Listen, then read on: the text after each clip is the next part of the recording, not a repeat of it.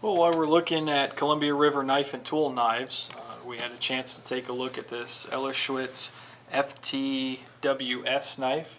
The FTWS stands for those who serve. This is a really cool knife. One of my favorite that we've been looking at here from Columbia River Knife and Tool so far.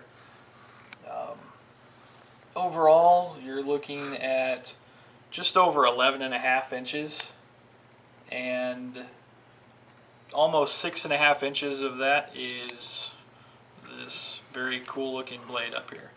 On the top edge, you get this portion probably about 4 inches, kind of a false blade up there that isn't really that sharp. Has the Schlitz trademark little gold logo inset into the blade there.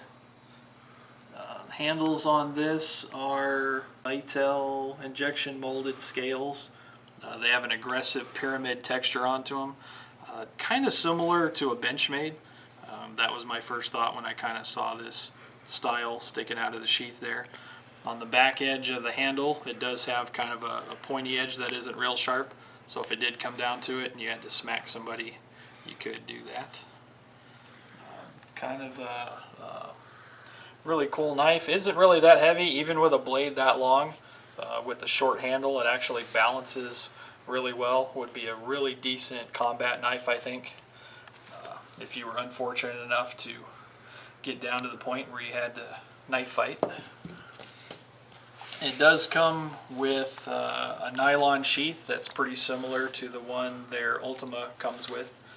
It has a Kydex insert inside for the knife blade to stick into, double snap retention on the top, adjustable belt loops that are fairly big to lash onto a duty belt, 550 cord stitched down through here, so you can tie it onto something if you had to. Leg strap on the back that's removable if you didn't want it on there. An outer pouch here, you could store a pocket knife, a webbing cutter, pistol magazine, whatever you could fit down in there.